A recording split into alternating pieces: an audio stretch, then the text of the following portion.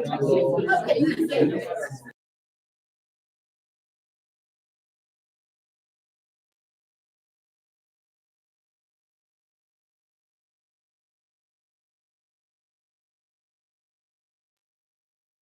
you ready for that?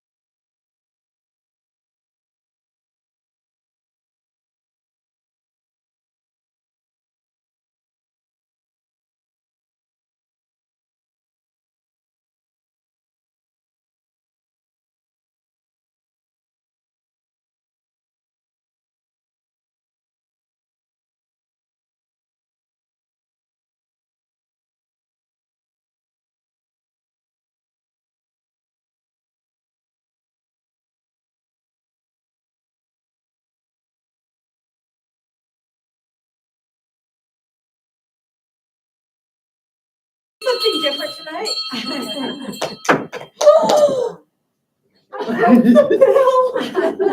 Good start. Can we do a redo? Welcome. As I'm looking for Mr. Livingston's bell pieces. Mr. Livingston was kind enough to allow me to use his wife's bell. This is her retirement school board bell. And I don't know if I just jinxed her school board retirement, but we're gonna let it sit right there. Just like that. Welcome. Welcome to our drama. All right, with that, if you are able, please join me in the pledge. Stand and join me. Thank you. I pledge allegiance to the flag of the United States of America and to the republic for which it stands, one nation, under God, indivisible, with liberty and justice for all. Seriously, feel like I need a redo. All right. Again, welcome. I'm good now. All right, moving right along to item number 4 is the adoption of our agenda. I will entertain a motion to adopt tonight's agenda. I'll make the motion to adopt tonight's agenda. And a second, please. I will say. Marcia, and all in favor? Aye. Aye. Number 5 is our call to the public. Ms. Bessie, do we have any cards? No. All right, seeing none, we're going to move on to item number 6, which is the CVUSD Board President and Vice President election. At this time, I'll entertain motions for, let's do, what's that first? That sounds good. Okay. I would like to make a motion to have Cindy continue to be our board president. I second it. All right, all in favor? Aye. Aye, thank you very much. Vice President, I also would like to renominate our Vice President, Annie Mortensen. I feel that the past year we've made a pretty good team, and I think that we can continue on to do that. I'll second it. Thank you. All in favor? Aye. Aye. Well, that's done. Thank you. I thank you for having the vote of confidence in keeping me on board for the next year. Hope to do you all proud. Item number 7, information and discussion items. Item A is our safety update from Matt Gronick. Thank you. I actually do have a voice. Normally it's quiet. Most of you probably already know me, but for the few that don't, Matt with 1 T, Gronick. I spent a grand total of 25 years with the Chino Valley Police Department, retired after 21 years, did 4 more years as training officer, a variety of roles. Now I'm the safety and security guy at Del Rio, 3rd to 5th grade. So, our regular activities for the 4 of us, there's one of, if you don't already know, I know most of you know this, but if you don't already, we have one of us assigned to each of the campuses full time. We're one of the, I think, the only district in the area with that. And so our regular activities, one of our biggest things is just building and maintaining relationships with the staff and the students. That is being out there in the morning during drop-offs. We get to know the kids, we get to see them coming in, we get to know their moods. So if they're kind of off on a given day, a lot of times Dr. Moody and I are out there. We'll normally we'll look at each other and say, and he'll say, I'm gonna go have a chat and just, kind of get a read for where they are. So we do that for drop-off, we do that for pickup in the afternoons. At the high school, it's a little more fluid because you have coming and going all day long. But for arrivals and departures and all that, one, for just general safety, two, I go out there, we do a fist bump in the first thing in the morning. I say good morning to every kid as they come in. You've seen it numerous times. So it's just getting a start on their day and letting them know that this is a safe place and that we're not adversarial. The description that I always use is I'm like the family dog. The kids can pull on my ears, pull on my tail, whatever. But if somebody bad comes there, then I'm there to stop that. So, again, our daily stuff, and then patrol around the campuses during recesses, lunches. I often go out with baseball gloves during recess and play catch with the kids during recess. I know Mike at Tech has learned the fine art of opening milk cartons and tying shoes. So he's become an expert at those things. So those are just little things we do. Once a month, every campus, we do either an evacuation or a lockdown drill of some kind. We don't call them fire drills anymore because the evacuation drill covers so many other possibilities. So we run those every month. And then every month we also do a rotation. So each month we rotate for one day to one of the other campuses so that all the staff at all the schools gets to know all of us and we get to know all the kids and staff. Mostly so that we all know the campuses. And so if on that bad day we have to respond to one of the other campuses, they already know who these people are that are showing up. During this past year, we had threat assessments done on all of our campuses. That was provided at no cost from the Chino Valley Police Department. One of their guys trained in doing threat assessments. Gives us an idea of where we have physical vulnerabilities on our campuses, things we can improve. As I'm fond of saying, we're not trying to turn this into a prison or a cell block. That's not what we want. It's a school, that's what we want it to be, but there are physical vulnerabilities that we need to at least be aware of so that we know where our blind spots are and what we can be doing a better job with or what we need to keep an eye on. So that, again, provide us guidance and recommendations on some physical security upgrades that are going to be an ongoing process. We have some active technology projects going on. Adding more cameras to all the campuses is a years-long project because cameras are not cheap. It's all mostly, common areas, lobbies, libraries, the entrance to the buildings, things like that. And we're working on getting more perimeter cameras. It's not for us to sit and monitor the cameras. I'm not a fan of that because we should be out interacting with the kids. That's where we actually do something of value. But they are great for after the fact. Unfortunately, we can't be everywhere all the time. We have fights, we have thefts, we have vandalism, things like that. And we had, quite honestly, at my campus, we had a candy thief. And there were several different possibilities of who it was. And finally, one day we saw a little guy go running back into the room, spend a minute in there, and then come running out and hit for the buses. So it's silly things like that, but we were able to solve that based on that and then bring him in for a chat with Dr. Moody. So we're doing that. Campus mapping is a huge one. We're remapping all the buildings. These buildings have all been modified at one time or another, as you well know. We're mapping every door, every window, every nook and cranny. Again, so on that worst day, if we do have to do something, we can give that to the first responders, the other first responders, and they can know every little corner, every closet, every utility cabinet on the campus and not miss anything if they had to respond and deal with something. That ties into our Share 911 that we're just getting up and rolling. That will be a district-wide incident and incident response and management system. It's a fantastic app on your phone, app on your desktop, because everything's an app anymore. Super simple. Anyone on any of the campuses can activate an incident. We've, definitely, they've empowered all the staff. It's not a, hey, can I start something? Can I institute a lockdown or things like that?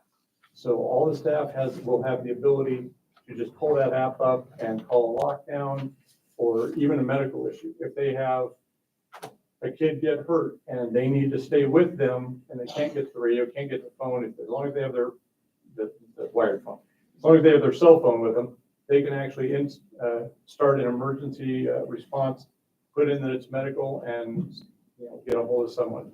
And it'll be integrated with Mutual Link so that, again, can call 911, get the other first responders on their way. Assist with evacuations, lockdowns, reunification is a huge one.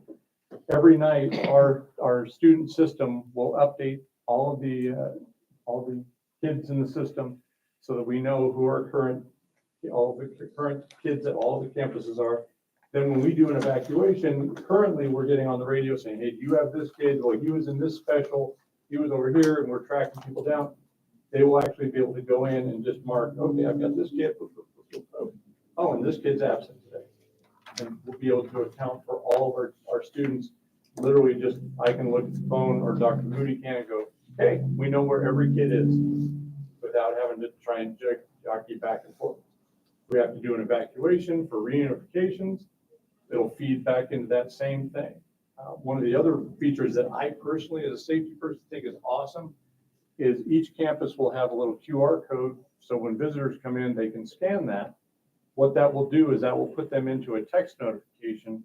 So if they're on campus and we have even a lockdown because of lightning, they will actually get a text notification that we're in a lockdown. So it will keep any visitors to the campus aware. And then every night at midnight, it purges those people out. So even if they don't check out on the app, they're checked out automatically. It will also tie into all of our systems for putting out notifications to parents and family so that we can keep them updated on situations, because as we all know, when people don't have information, they start making up information, or they get on Facebook or whatever social media, and then that starts rolling. So it'll be able to take care of that, where we can ship those notifications out in real time with good information. Some of our outside the box safety issues, we all are walking around carrying a gun for the obvious reason. But we have some real outside the box safety issues. We have Highway 89. So if we have a hazmat spill, that's lockdown, evacuation, reunification type stuff. Even a car fire out there.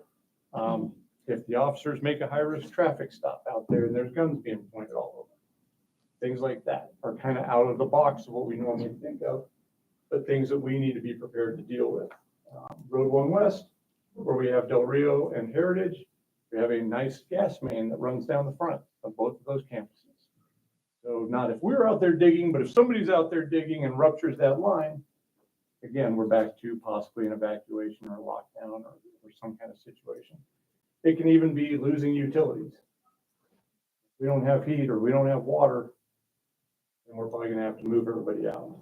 We also have state trust land that borders us, so we get cool wildlife. I know we've done some lockdowns for, javelina, things of that nature. So, and as we've already had this year, there are things that are completely out of the town limits that have a direct effect on us. We had a residential fire that shut down roads, so we can't get kids home on the buses. We had a highway closure that shut down roads, so we can't get kids home on the buses. So we had to make some kind of quick plans on how we take care of those kids until we can get them home. And then, of course, our weather events. We only had 2 lightning lockdowns this last year, something like that. So I'm going to jinx that. We're going to have, I don't know how, sorry. We're going to have a bunch of lightning lockdowns probably this year. We already have more than 2. Do we? No. Some of our goals for this year to complete the mapping of all the campuses. That's a labor intensive thing because I've done this building and the nooks and crannies are amazing. So it's a long project, but it'll be I think very beneficial. That will again tie into the Share 911. So those maps are automatically shared to first responders so they can find their way through the campus because obviously they don't know it like we do. And then our other thing that we're really working on is to conduct at least one mock evacuation where we will work our way up to having at least one class of students here on probably a Friday, where we will actually do an evacuation, put them on a bus, take them to our off-site reunification, and work through a reunification. Because until you do those things with real people in a real environment as best you can, you don't know all the bits and pieces that you need to cover. So those are the things that we're working on right now. But again, mostly it's just getting out and talking to the kids, talking to the parents, talking to the staff. It's great to me when the staff is comfortable enough to come to me and say, hey, this kid was talking about this, I'm a little bit worried, or this to me is a safety issue, is it something we can deal with? Because that means that they're comfortable with me being on the campus and that we're an asset to that campus.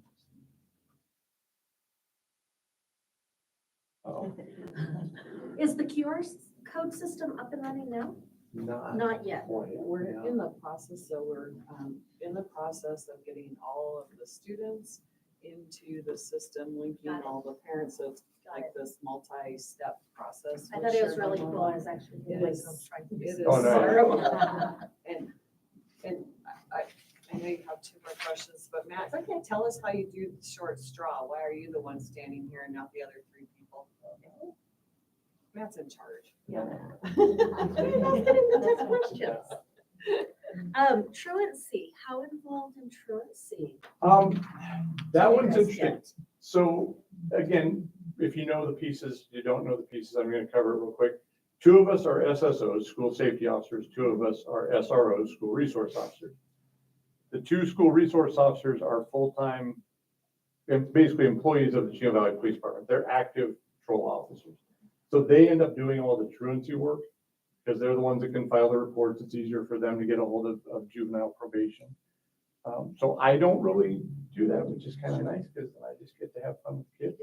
Nice guy. So we use the two well, I'm still certified, but we use the two active patrol officers for that. So normally for me, it'd be Officer Torres because he's right next door to Heritage. So they're the two that really handle most of the truancy issues. My last one, have you done a threat or a safety assessment of the boardroom? This was part of the threat assessment. Which is one reason we have Matt here being the family dog at our meetings. And I knew that. I was throwing that out there and really wanting to say thank you because as you can tell, we like you at the back. Thank you. Does anyone else have any? Well, I just wanted to say that as a parent and a school board member, I'm just so grateful for you and the other officers that are on the campus. It just gives me that little bit of extra peace when I drop my kid off at school. And I really love that you and Dr. Moody are out just helping you kids. It just, that makes me feel like I'm, dropping my kid off to you guys. I like that, so. And then I was just gonna have you add one more thing. Limit in the school is what, 15?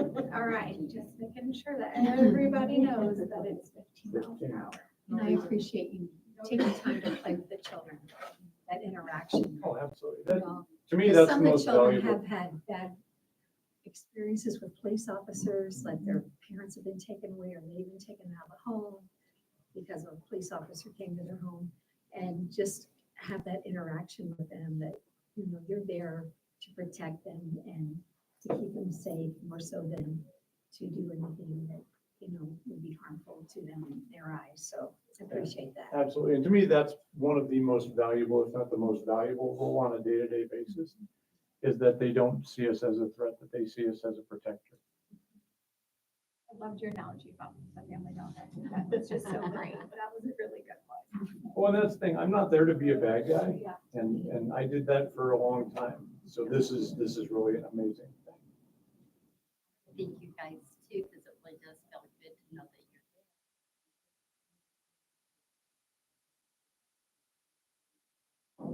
there. How many of the boys or children that you influence by your actions? gonna be real important. The other question I have, it might be a stupid one, is this share 911, is that like for teachers? Like if they're having problems with the disciplinary problem with the student, that they can notify you guys? It's not gonna be for just regular classroom discipline. If a kid's completely out of control, they might use it for that. It's primarily gonna be for safety, for major incidents. It can even be, we had a huge, that HVAC process going on, and we had construction workers all over the campus coming and going, and they're identifiable. But, if they were walking through with a piece of pipe and were carrying it like it was a rifle and one of the teachers saw it, they have the wherewithal to go on their thing, on that app and click that they need to go into a lockdown. Because better that than they go, it's probably just a construction guy, and it turns out it's that worst case scenario. Board will be included in Share 911, so you'll get the notifications as well. We're in the process of setting up tiers of, so like tier 1 will be, all our contacts with like YCSO, Chino PD, administrative team, security team, and then we have like a parent group, we'll have a board group, so there are different groups that we're in the process of setting up too, to really help with that. And I think one of the things Matt pointed out about that is really phenomenal is even during a fire drill, a lot of times kids at the nurse's office or they've gone to the library or whatever, and you don't always know where they are. And that is so quick and easy because what happens on the radios? It becomes who's got this one, where's that one? And then there's crosstalk and stepping on each other. It becomes a bit of a mess sometimes. So. Matt shared an important piece of information I'll add to for our new board members.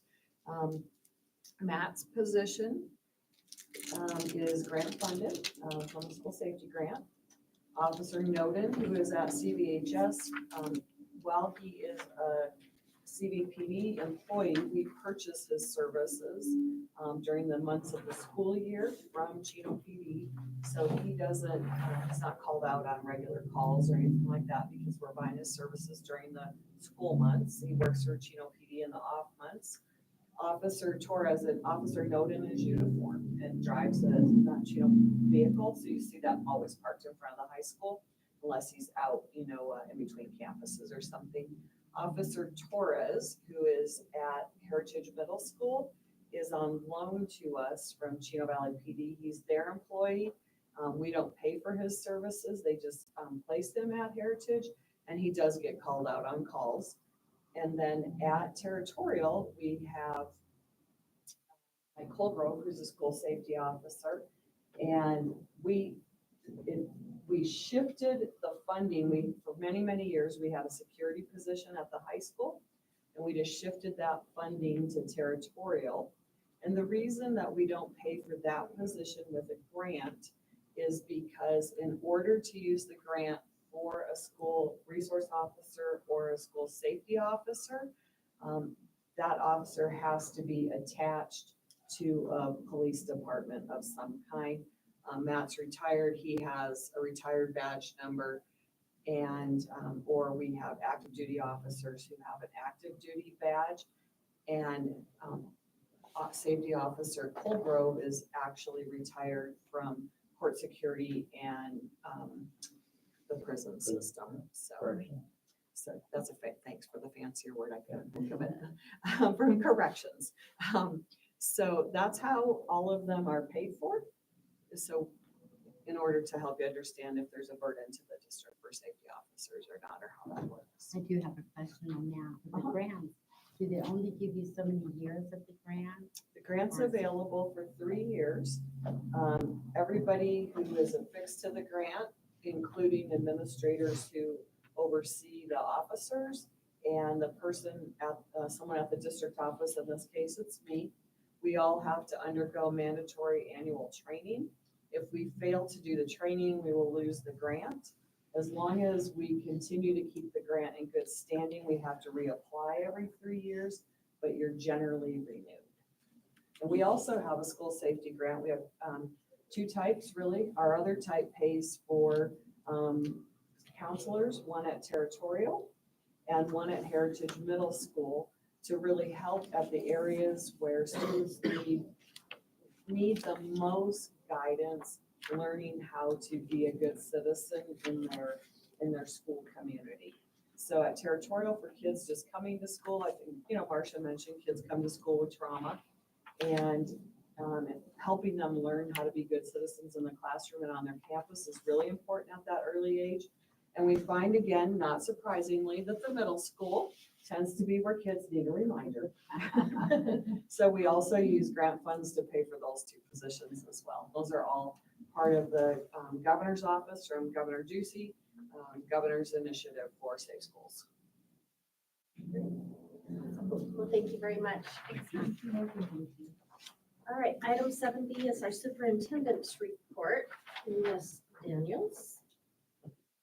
So you asked about the truancy bit, and Miss Leanne Wellert, our student data management person, she has reported that for the entire period of first semester, our average daily attendance, I want to remind everybody that statewide it's in like the 60%, 93.48. Wow. That's awesome. Our school with the lowest average daily attendance was Heritage at 92, which was awesome, super awesome. You might remember that we were running about 75% average daily attendance the last couple of years. It had been slowly improving over the post-COVID era, but the last couple of years we had sort of stagnated at about a quarter of the kids missing school every day. And thanks to admin and staff and our school safety staff, we have really made a huge impact on that. Truthfully, I'm blown away by how good it is this year. Super cool, because kids can't learn if they're not in school. So I want to share that with you, some really good news. And I wanted to welcome our new board members this evening. We're happy to have you. And we had a great governing board work session on Friday that was super informative, that was put on by the Arizona Risk Retention Trust, who insures the school district, and by the governing board's attorney, Mr. Jim Ledbetter, who shared with the board ways to stay within the law. And then Ms. Uren from the trust shared with us about the different roles and responsibilities for the board. So I've heard a lot of really positive feedback from the day that it was super helpful. Since we've been together last, Cindy, Marcia, Inger, and I were able to attend the Arizona School Boards Association conference. And we'll see if I'll pause for a minute. Anyone who attended, do you guys have something that sort of stood out to you or was helpful to you? Well, I know that we attended the same branding We did. breakout sessions, sorry, brain was dead. And I know that's something we've really been talking about the last 6 months or so. And there were some really great ideas, nothing extraordinary that, just kind of went, oh yeah, why aren't we doing that? But at the same time, just some thinking things. One thing I do remember is how we talk to people makes such an impact. Voice, what we say, or words, and I've even, made some changes in my own life as far as that goes. So I just wanted to say, kind of thinking before I talk, kind of thing. So I did appreciate having that, because sometimes we don't realize who we're talking to, or especially when it comes to children and parents, that we can make a good impact by what we have to say, even if we have to say something that's on the negative side, but kind of turn it around to the positive side. So that was an impact. I really enjoyed just attending. I thought we had a really good keynote speaker, but probably a breakout that was most informative for me was the one on special ed, because it was, I know very little about it, really. And so they gave us a lot of information about the definitions and a lot of information about maybe some legal aspects to it. And that, I learned a lot with that one. I think I also wanted to point out that, number one, thank you to the district for allowing us to go to things like that. Because it's not always beneficial, I think, as far as the content goes. But just going and talking with colleagues and realizing that there's nothing that we're experiencing that's unique to us. And it makes you feel like, oh, okay, I'm not just being picked on, so is everyone else. So I value the conference each year. So thank you. I would agree. I thought the branding session was good. I felt encouraged because there are quite a few things we're already doing. And they spoke, Glendale L put the session on, and they spoke about things they've done particularly with their business community in terms with the revitalization of downtown Glendale. And so that was something that I thought was very interesting, was some of those business partnerships that they had worked on. Since we've been together last, we had lots of pre-holiday events at the school. We had concerts, we had parent nights, and then during break, our wrestling team hosted the Mile High Challenge again, which was hugely successful. I don't even know how CVHS, yes, ma'am? Louis, senior, he got a buckle, which is a very coveted item. Our ag program made the buckles, they welded them, and Louis stood on that championship box. It was so exciting. I don't even know how they manage to pull it off every year. It is so much work. Other things, the winter sports are in full force. I know Becky has printed for you this list of all the upcoming events in the district between tomorrow morning and the next board meeting. So in case you think, oh, hey, I'd like to catch this, that, or the other thing, you'll notice on there that we have Friday school starting up. And you'll notice that there's a school holiday coming up. One of the things that I thought might be of particular interest to you is on the 21st, it's called Choose Chino Night. That's next Tuesday at the high school, right? Is that right? Yeah. Yes. Next Tuesday. I want to get my phone and look at the calendar. And Cindy has the brochure there. You could kind of wave that around. It is where, especially people who have children in 8th grade, whether it's at Paulden Elementary School, whether it's at Mingus Springs. I took the invites out to the Mingus students this afternoon, our heritage students, or anybody else who has an interest in having their kid attend Chino Valley High School. That night highlights all the things that are amazing about what our high school offers. So if you even want to come and do a walkthrough, we serve dinner that Culinary makes. This year we're not because the kitchen's closed Sodexo is catering. because of the HVAC. So Sodexo's doing it. So we have that. Will we still have all the cupcakes shaped like a cougar head? No, but we will have Every year. cupcakes. Oh, okay. We will have cupcakes. Okay. They are helping with dessert and they're serving, so culinary is very much a part of it, but Sodexo's front loading a lot of the meal preparation. The kitchen's been closed for HVAC, so the culinary kitchen. So anyway, that is really a showcase event for people to come and learn about the high school and what we offer. So I would encourage you next Tuesday night just to come and walk through. Becky will do a soft post in case 3 of you happen to all be there at the same time. So as you know, we don't violate open meeting law. And anyway, it's a good opportunity to see all the things that we're doing, wonderful opportunities for kids. So as you look through, there are lots of goals in the packet. And those are from each of the departments. And what I wanted you to, you can have a chance to ask whatever questions that you want about those. Miss Brandy Cox is not here to answer questions about territorial because her daughter had a baby yesterday in Texas, so she's in Texas. But you know, maybe Jenny, she knows everything about territorial. She might be able to just pipe right in. Nicole's here in case you have any questions about SPED. Billy and Justine from the high school, Caitlin from the middle school, and Ed from Del Rio. So those are all in there. So we're in the process where communications is one of our big goals.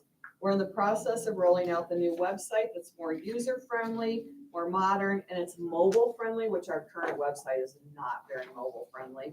So, and we really want that to accurately reflect the values of our brand, which is really solidifying the safe, together, and prepared students.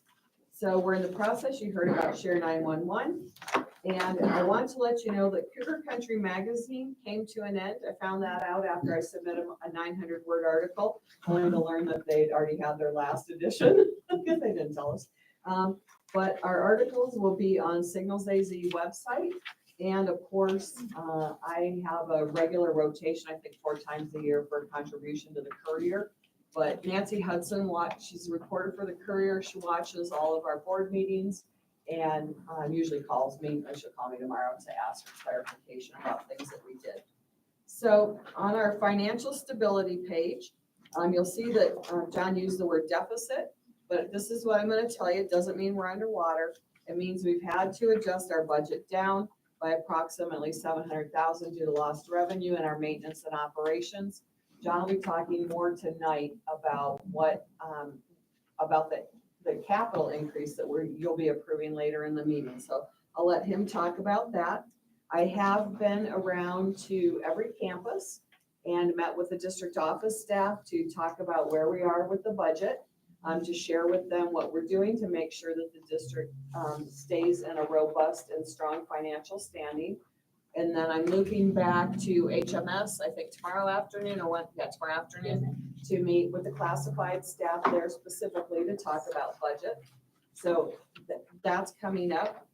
You're welcome to join in on that if you want, 3:15, right, Caitlin, tomorrow at The library. HMS. HMS library.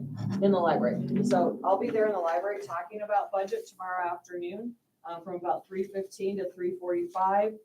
If anybody is interested, and so you can hear the kinds of things that we share with staff. During break, Lieutenant Daniel Morales from YCSO came and met me in my office. We talked about enhancing our communication loop with the sheriff's office for one really big reason. Most of our school district is in the county. So district's roughly 400 square miles, and the majority of that land mass, if you can kind of tuck this into your mind, that far north end of Coyote Springs is actually in our district. The kids go to Humboldt. There is no road from out there to Chino. We run most of the way to Mingus.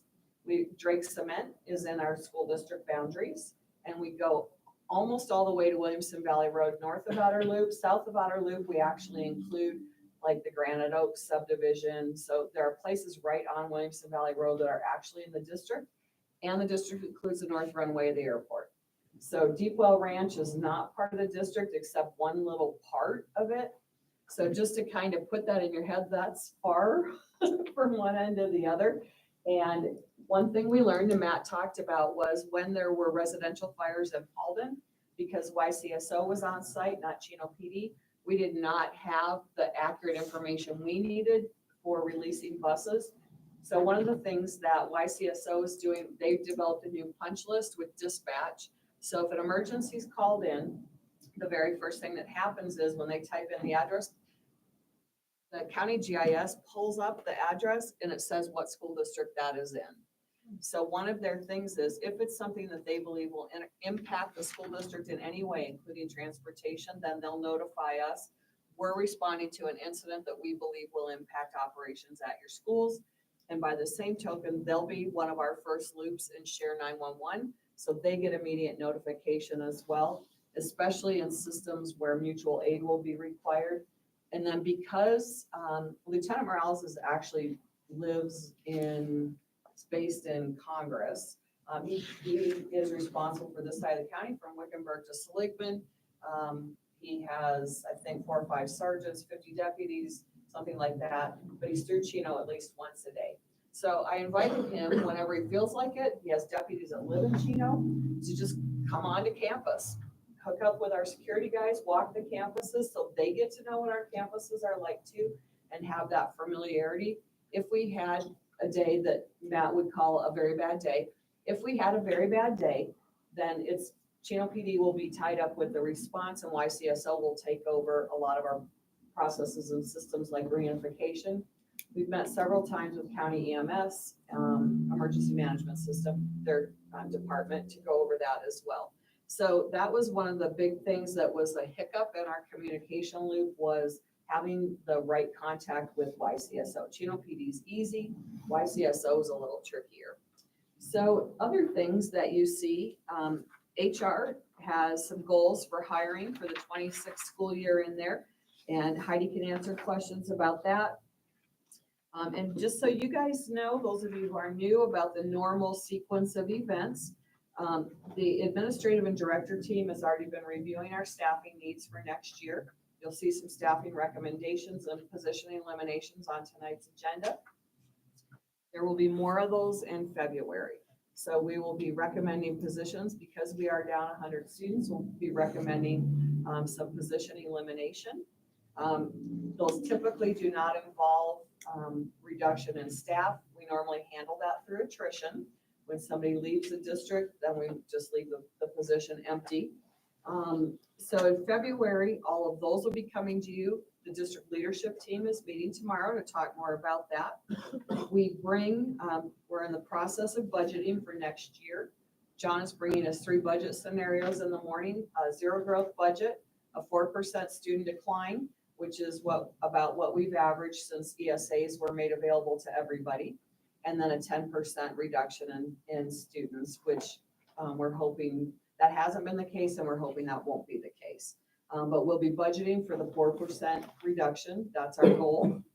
And then at our March meeting, we bring to you recommendations for contracts for the next school year, because we need to know ahead of time and quickly what teachers are planning on returning and which aren't. So I just wanted to also highlight for you, because you get a month at a glance, but these are some super duper important days that involve the board. You all get to be on stage on May 21 at Finley Event Center. So, and then Cindy, is it 20th or 21st? 21st. Is it 21st? And graduation? You haven't bought your dress yet? Yes, we have a lot of Chino blue going on that night. 21st.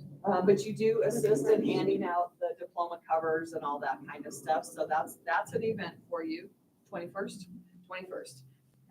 And we just ask that you arrive through the East Service Door at 6:30. You can tell there's like a big roll up there, like where the semi backs up and stuff. And then our strategic planning day is May 29th. We're holding it again this year in the Family Center at Grace Church, which is at the Horsey Roundabout. We start at 7:30 and we'll go to about 2, and breakfast and lunch are included. And we hold it there because, believe it or not, there is no room in the school district big enough to hold the board and all the leadership team and sit in adult chairs. So we don't have room big enough to put 30 adults in one room at grown-up size furniture. And then our all-staff orientation and kickoff event is Monday, July 28th. That's also at Grace in the main building, because it is the only building in Chino Valley large enough to hold 350 staff members at tables. So it's like a big open room if you haven't been there, and we will be going in Sunday afternoon and getting it all set up for the Monday event. We'll have the coffee trucks again, the breakfast for the staff, and we do all our onboarding training that day. So I really, I want you to know that you're welcome at all the events on the calendar. You're not expected to be present at all of them, but at least it helps you know what's available for you. So do you have any questions about all of the reports that were submitted by the buildings and the departments? There's something that I would like to touch on, just because I've had a lot of people ask me about it. Justine, is the final exam exemption. I was reading about it, but could you touch a little bit about it? It is a little bit complicated. So what we ended up doing is we pitched the idea to some teachers, because PHS does this, something very similar. Their parameters are a bit wider. We decided we wanted to try and reward kids we wanted to catch the middle. We do some pretty good extension activities for our kids to challenge them. And we do a decent job of providing some opportunities for kids to catch up, but we don't really have anything for those middle kids. And so we thought, if we can push some of those bubble kids up, that's where we start to see numbers shift. It's not taking your highest kids and moving them higher. So we do a pretty good job of catching the top and our lower end students. For this particular incentive, it's geared towards attendance. There is a grade component. So students are able, in short, they can get 10 absences in a school year. However, if they exceed that, then they're at a denial of credit. And we experienced, there were several letters. This poor man can tell you all the letters we generated for every kid who met the 3, 5, 7, and 10-day threshold. And for at the high school, every kid, that threshold exists for every course that they're enrolled in. So it's not full day absence, it's every period. And so we were really trying to think of ways to encourage kids to come to school and reward them for those good habits. And so we launched this final exam exemption. There's a few things. At a certain deadline for freshmen and for seniors. Seniors have a different final exam schedule because they have, on the last day of school is graduation, we have to run through a rehearsal. So we kind of modify their exam schedule. They have a deadline, and then 9th, 10th, and 11th graders have a deadline. And on that day, we will pull attendance. Kids can apply for the exemption if they have no more than 5 total absences. That's excused and unexcused. Field trip and medical do not count against the student. So it's excused or unexcused, a total of 5. If they have 5 or less, then they can apply for this exemption. So we have 2 exam days at the end of the school year. It's a Tuesday and a Wednesday. Tuesday, we test in 1st, 2nd, and 3rd. And on Wednesday, we test in periods 4, 5, and 6. So if a student meets the criteria, they can apply for an exemption. Theoretically, some students can apply for an exemption in all 6 classes. This does not apply to any CTED, which is our CTE off-campus classes, or our Yavapai College dual enrollment classes. There are different rules for the college and they're dual enroll. They're both through the college. One is just CTE, one is directly through the college. But everything else is up for grabs, if you will. So a kid, if they meet the requirements for a 1st period exemption, well, they don't have to come to school until 2nd period. Their parent will need to excuse them, and they can do that all in one email for whatever classes the kid may qualify for. They can come to school for the 1st period and attend 2nd and 3rd. They can come to school for just 1st and 2nd, and maybe they qualify for an exemption for 3rd and they have an early release. So it's really, the students have to have a projected end of the semester. So that's the average of their quarter 3 and quarter 4 grade. They have to have a projected ending grade of an 80% or higher. So the attendance requirement plus the grade requirement. And then we have that form that I included. It's a draft. It's pretty much solidified. I don't know if it's going to change all that much, but I provided that to you to kind of explain a little bit more or to see some of those exemptions. We've been talking about it. I had a kid at 7:30 a.m. on Monday, January 6th saying, hey, does field trip and medical count? I was like, no, there's quite a buzz. I've talked about it at lunch with students. They're excited for the opportunity to qualify for it. And we're hoping that it'll encourage kids to come to school more frequently. I think it's a really great idea. You were the buzz in my house, just so you know. Well, I did, just like we do in our school, we have PLCs. Well, I was pretty grateful to be able to talk to Mr. Neely. I've got his cell phone and I have the Bradshaw principal. So sometimes we'll just kind of talk with one another and say, hey, what do you think about this? And run ideas past one another. And I was able to talk to Mr. Neely. Their criteria is more on the denial of credit. So if you exceed 10 absences, and even they will change depending on how they want to incentivize it, depending on the need of the school. So we thought we really would like to encourage kids to come to school. We really need them to come on a consistent basis. So we decided to narrow the parameters a little bit more, not make it unattainable, but make it a little bit difficult.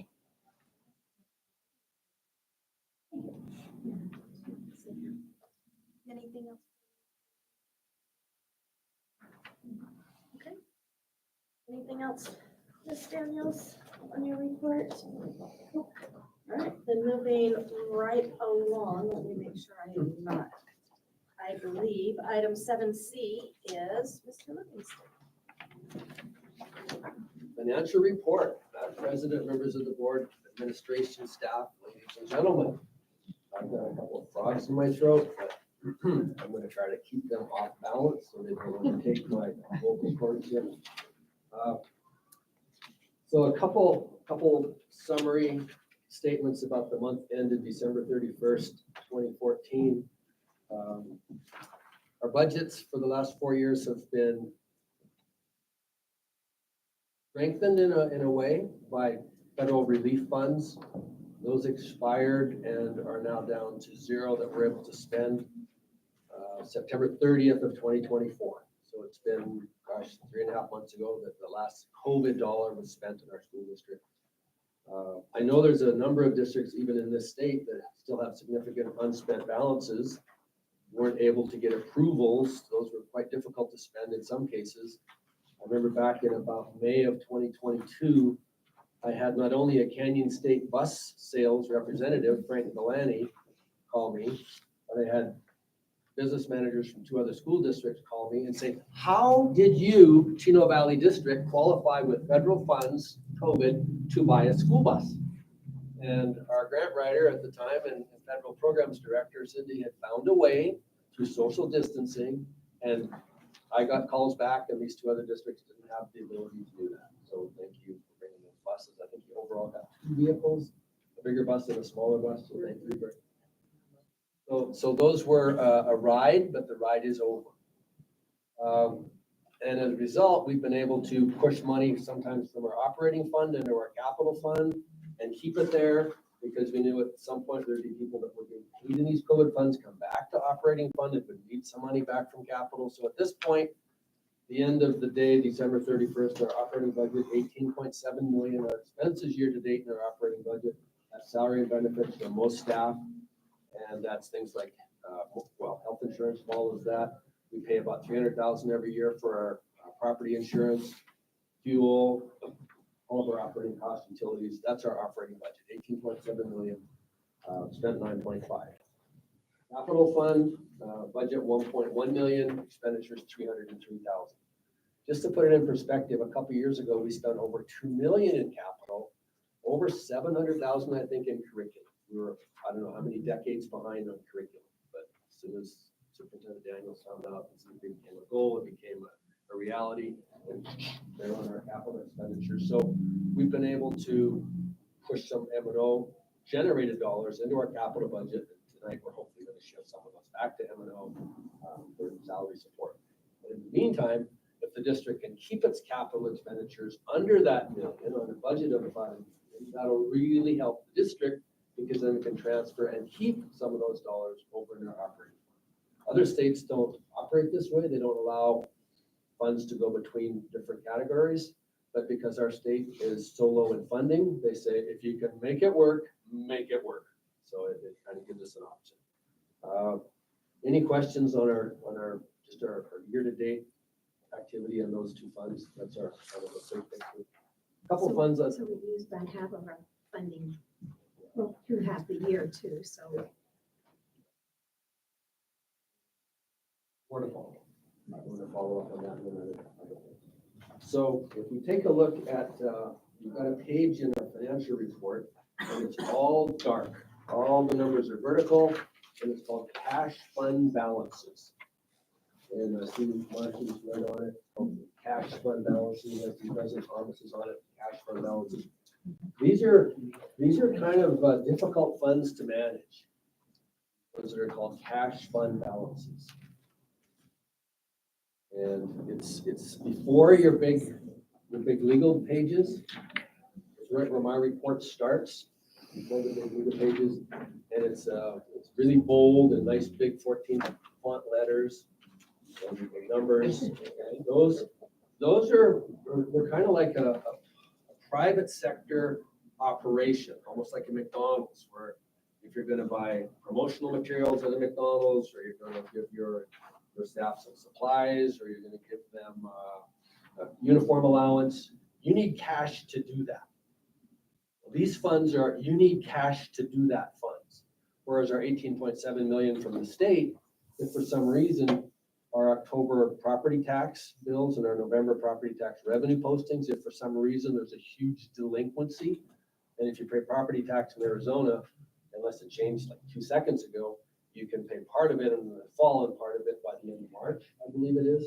So if for some reason there's a recession and people just really get late in that October cash payment, and deferred, so it's not paid in time. They're gonna load it up in March. Our office at the county doesn't care one bit. We can be negative 2 million cash in our operating fund, because they know it's gonna come eventually. But these funds don't have that bonus. These funds, cash has to be there or you can't make the payment. So just a couple to note, 022 and 024. Because people go to casinos in Arizona, the state collects those funds and does something pretty similar. Lots of states do this. They take some of those revenues and push them out to school districts. The difficult thing is we don't know till actually the end of April, maybe even the 1st of May, what the total award for those two funds are. The last couple of years I looked, so there's kind of three things involved. You get your first payment per fund, and we got it just yesterday. It was $44,000 for each of these funds.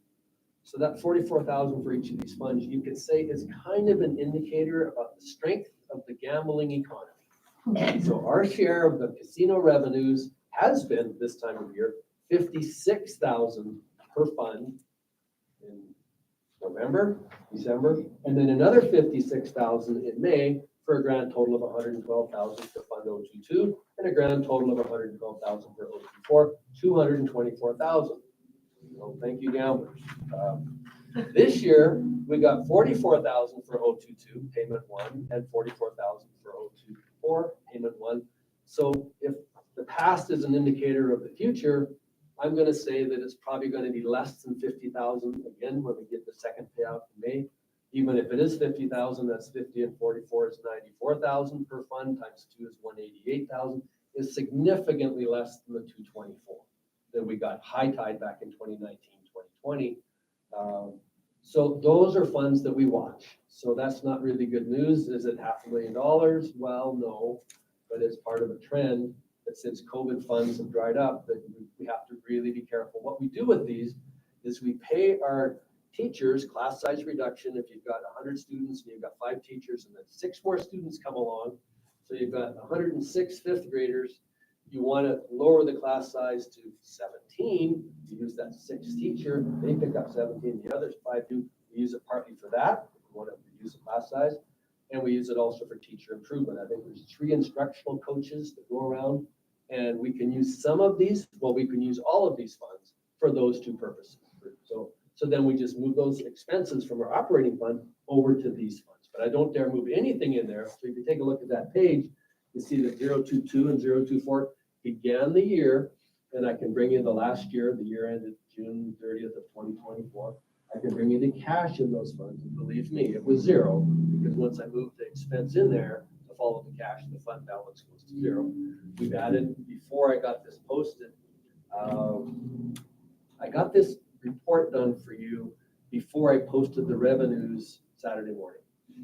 The county gets the revenues from the Department of Education, and I posted them Saturday morning. I think I gave this report, these documents, in last Tuesday, Becky, I think. So about 3 days earlier, this report was done. But that's good news. I mean, they still have some money. Thank you, gamblers, for helping us out there. But it's down about 20,000 over year. So that's that fund. 022, 024, and it's split into 2 parts. Another one to take a look at is Fund 691. This is a good news story all the way around. 691, 5th or 6th from the bottom down there, 7th from the bottom. Just take a look at the expenditure. Excuse me. 3.7 million expenditures. These funds are almost unbelievable, the support we've got from the state. And this kind of makes up for some of the other, maybe you could say, grim or not quite so welcome news. So I put together a little summary, and if you can each grab one of these, I don't think any of you have them yet. And then one for, well, maybe a couple more then. So everyone gets one. And then maybe one for superintendent, one for Becky as well, so they have them. Just keep going. So this brought me to do something. I've been doing school business management since 2000. So this is year 24. I've never thought I would ask the superintendent for approval to display their art in a public setting. Certainly not this one. Yeah, but I did. And you have superintendent's art right here. If you could just flip the page to the back. This was a document that I think was revised, and you can see end of useful life at the top here. You can just flip to the very back page and just turn it over so you can read it. This is Superintendent Daniel's art.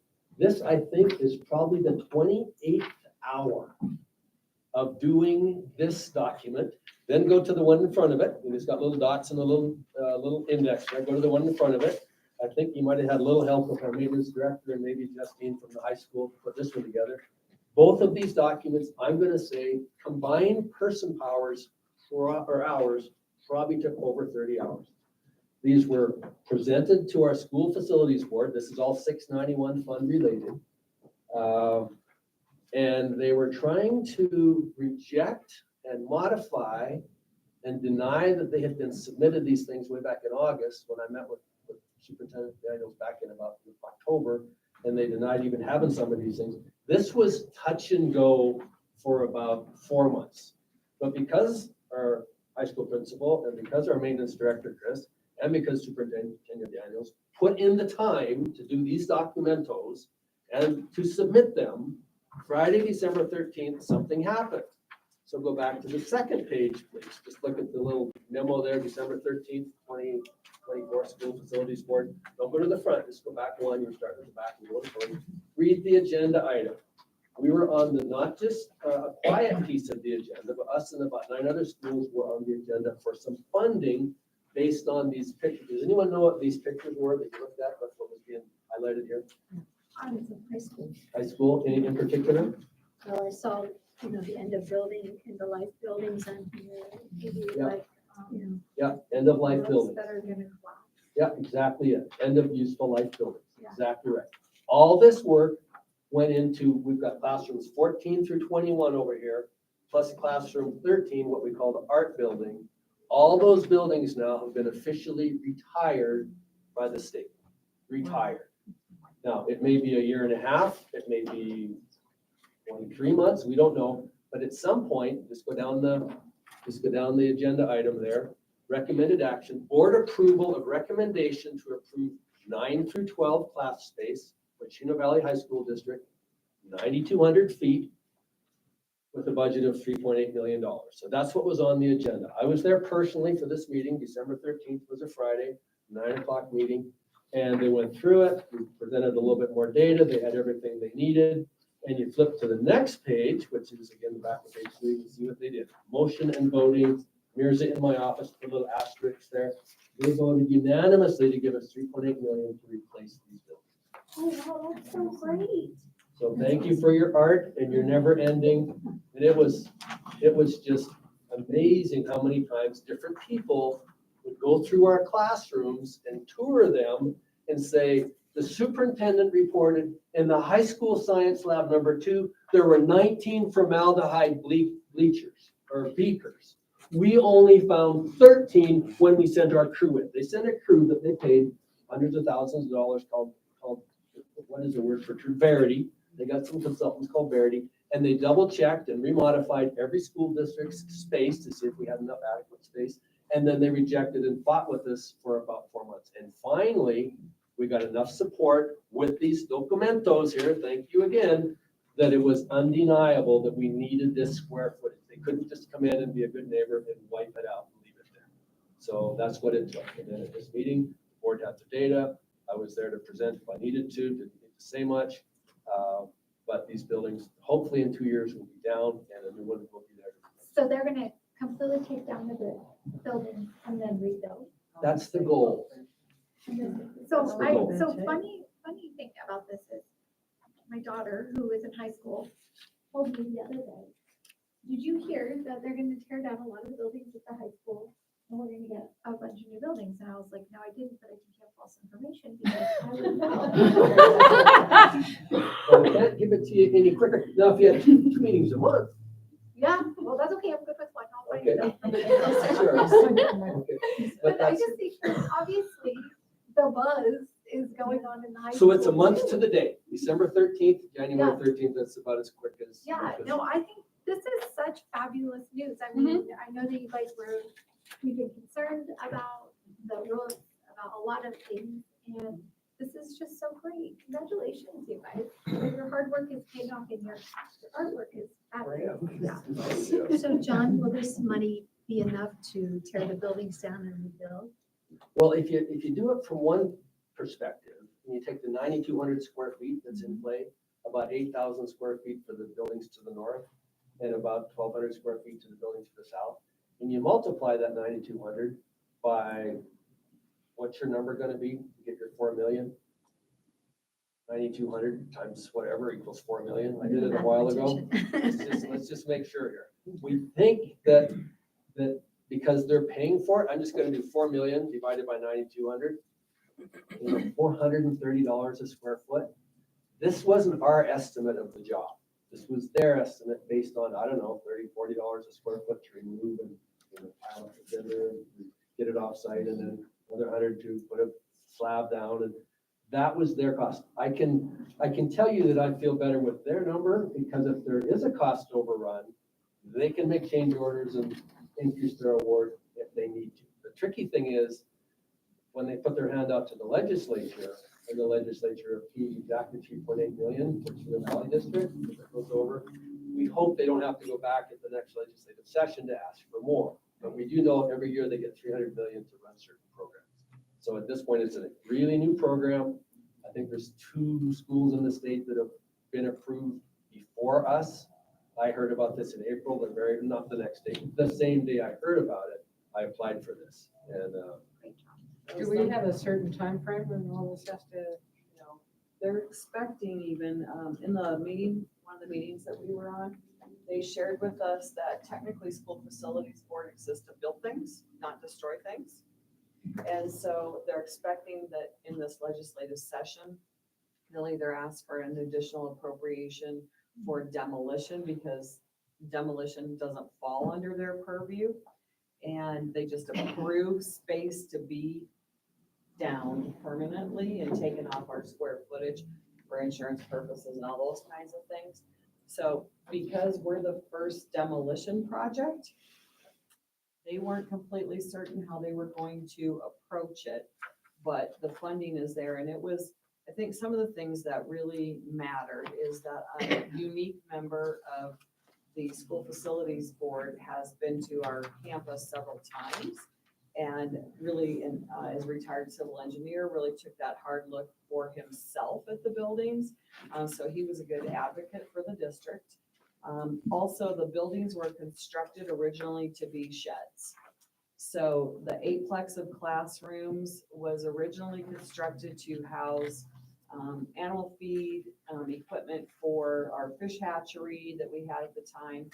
And when we had such explosive growth in the 90s and early 2000s, they closed it in and turned it into 8 classrooms. So it wasn't really ever intended, to have students in it. And then the 2 rooms that are the art rooms were originally the maintenance shed and bus facility. And so those were not really ever intended to be classrooms either. And we've been using them for classrooms for a couple of decades. So those 2 things really help make that decision easier for them. And their goal is that the buildings will be demolished and then the new buildings will be erected on that same footprint. The other thing that's really, really good is that none of those classrooms, those 10 classrooms, were not eligible for HVAC because the roof could not support an HVAC. So one of those rooms happens to be the hottest room in the entire district. And it wasn't going to get HVAC. Well, now it's getting a whole new building instead of just HVAC, which is a wonderful thing. We don't know what all it means. We don't know what the time frame is. They don't know, but we were in, they had done 2 schools really, really early on and then decided, no, they needed to roll this program out statewide. There were 11 schools that were being considered in that round. And I think 3 or 4, we were the number 1 most needy on the list. Now, are the classrooms still being utilized? Classrooms are currently being utilized. The end of life? Yes, even though they're end of life. We verified with our insurance provider, we verified, and we actually had a fire in in a couple of those classrooms. And so the classrooms are, kind of in better shape than they were after the repair. But the situation where we're in now is they're in use, especially because the HVAC project is evacuating classrooms around the campus into the other portables. So because over the next 8 to 10 months, we'll continue to have this big shift of students out of classrooms into the portable, well, that classroom gets the HVAC that they're still currently in use. But we're in the process of developing a plan. This should coincide with the end of the HVAC project. And we're in the process of developing a plan to relocate students and classes that are currently in those buildings into other vacated classrooms. But like having culinary out due to HVAC, the kiln is a huge part of ceramic class. And so there are some considerations, but as soon as we knew, John and Chris and I, Chris, who is the head of our maintenance and facilities, we got together and started coming up with some sort of rough plans for how we might make it work. So we're not exactly sure what that looks like. The timeline will drive it, but finishing HVAC on all the other classrooms first is crucial. So, yeah. All right, I think that's excellent news. One more. Hopefully you keep on a roll with all the good stuff. So, yeah, one more part 5 now to this. So we've seen the photos or the artwork. Now please go to the front page with my little red initials up front there. And now we'll take a look at everything the School Facilities Board has done for us since I've been here since February 2021. First page, you can kind of look at those first 4 numbers. And those were design and assessment projects to get HVAC on our building, 570,000. First 4 words, September 2021. Just follow that first sheet down. We got $61,000 to do the Del Rio cafeteria, polish the concrete. Jump a little further. My numbers on the far left there. Go to number 13. 136,000 for bleachers at Heritage Middle School. 240,000 for bleachers here at the high school. One here. We don't have bleachers in this building. There's no room for bleachers in this building. But that 240,000 put bleachers in the main campus. Gym weatherization. This was done, gosh, a year and a half ago, $400,000. That's just a little piece of the high school face at the south. $400,755. They knocked the windows out of the south side of the high school. They knocked the windows out of the north side. They mortared everything in. Now the water's not coming into the gym. 1.87 million. Oops, little problem on that. Anybody know how much that final cost was to repipe all the gas lines at the high school? Was that fall of 2023? Yeah, over 2.9 million because of the diameter of the pipe. They couldn't use the smaller because they had so much more volume for the HVAC units. They had to increase the diameter. So the state coughed up that other 1.3 million. That was the original award, the 1.8, but the payout was over 2.9. That's page 1, 4.2 million. You see that in the lower right corner. Flip to page 2. Are we done? No, we're not done. Now go to project 26. Now we've got HVAC that failed a year and a half ago at the high school gym, the nice East Gym. 2 25-ton units, 111,000. Took us 9 months from the time we ordered them till they got here. Who's our local vendor? Right down the street, PDK Comfort Systems. They put those in. Tremendous job. Fire it, follow it on down. Del Rio fire alarm, $131,000. State paid for it. Just got finished over at Del Rio with some concrete masonry unit repair, $414,000. Please don't be too concerned about the colors at Del Rio I was on gonna the ask that. exterior. I was gonna ask that. Yeah, don't be too concerned. That's coming too. I am concerned. Yeah, that's coming too. We got an answer for that one. But just to keep the water out, and repair those corner cracks where the masonry had failed, $414. Completely done. Now, go a little further down, you see lots of carpet replaced. Why? Heritage Middle School has a really nasty status. Status is about the 6th column to the right, it says status. Heritage Middle School's carpet for $22,815 was applied for by me, just like the other 3 schools. And it was escalated, thank you very much, to the point that people must have forgot about it. I don't know. But once it goes to escalated status, our liaison that I work with sometimes 4 hours a day, wasn't able to touch it. It's gone up to upper management. For the other 3, paid $25,000 for a new carpet. That's high school, 19,000 for Del Rio and 21,000 for Territorial. I've requested that this be done at Heritage, so that's to be determined. We've got written up by the county health inspector last year at the last minute, May of 2024, for violations in our kitchens at 2 of our schools. State paid for 22,000 and 35,000 for that. Now you see that first page where I say pay attention to that 570 for the design. Now you see what was awarded again 2 years ago though for HVAC at the high school. We've got the 3.4 million there. Del Rio, we've got the 3.9 million. We've got the Heritage Middle School, 5.2 million. We've got the Territorial HVAC, 3.3 million. And we've got more projects in place also. So, oh, and I misspoke. I was over at the total paid column. Look at the amount of the award column. You might have heard me make a mistake. The high school was originally awarded 7.3 million for HVAC. And they're what? Maybe 30% done? Would they be 25% done, would you think? We're like at, we just started phase 3 of 4, so we're about 50%. So they've been here since June of 23. Oh, you mean at the high school or since Yeah, the whole project I started? started June of 23 is when I started us. Yeah. So they've been here for 18, 19 months, going on 20 months. Two schools are done, Del Rio and Heritage. And Territorial, I think, is maybe 15% done, but high school's 50% done. So that's what these 7 million and then 3.4 million at Del Rio is, and then 5 million at Heritage is, and then 5 million at Territorial is. That's what those awards are for, right there, over $21 million. Then we say, oh, well, we're not quite finished, because when you make penetrations in these roofs, that bell would make a nice penetration. You have to seal that penetration, and you have to not only seal it, sometimes you have to put up a cricket wall or reinforce a drain. So we paid another roofing company to come along, and that cost at Del Rio $796,000. They finally gave us an invoice. Progressive Roofing finally gave us an invoice for that last week. That's done. $809,000 on one project 41 now. $809,000 for Heritage. They gave us that invoice, and I wait. I submit it into the software, and then I wait.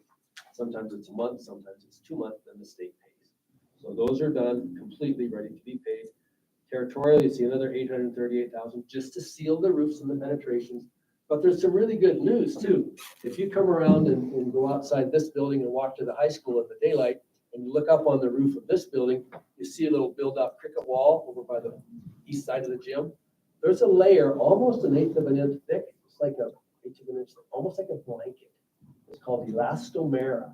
It's like 700 layers of plastic bottles. It's got, like I call it, Gorilla Snot and Silk Oxy and liquid nails, all in a membrane that you kind of heat up and it sticks to the roof. And it's like that all over Del Rio and all over Heritage. So roof penetration of water is kind of a thing of the past.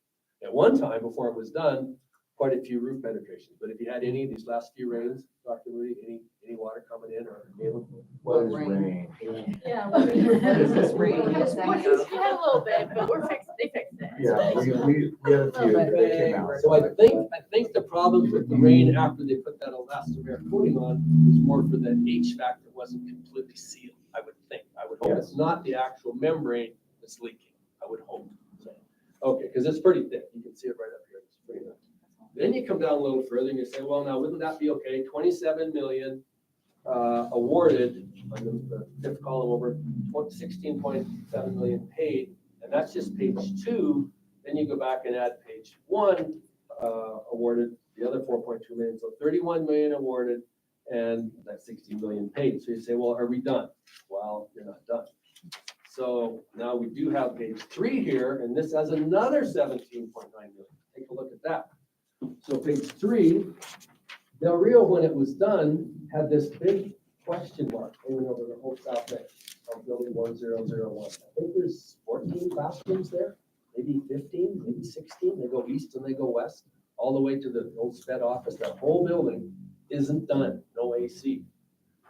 This is a proposal, number 44, for 3.4 million, to come in there, replace that huge, it's, I don't know, a quarter as big as this building. That's the HVAC unit outside. It's only a chiller.